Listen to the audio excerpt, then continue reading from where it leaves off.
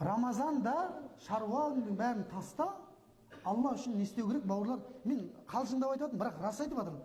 Тарауықтан қалмау керек, бауырлар. Тарауықтан қалмау керек. Шаруаң қапылып атса да не істемеу керек? Тарауықтан қалмау керек. Енді адамдардың шаруасы біткен кез ғой, енді түннің ішінде не шаруа бар енді? Жұмыстағылардан басқалардың барлығы тарауық намазына келіңіздер, қатысыңыздар. Өзіңдегі жалқаулықты жеңіңіздер. Ауыз ашқаннан кейін түсінем, бәрімізде болады. Жай қисайып, кішкентай көзіңе ұйқы келіп, тұрғыз жібер бірден өзіңді бейт. Тұрай деп.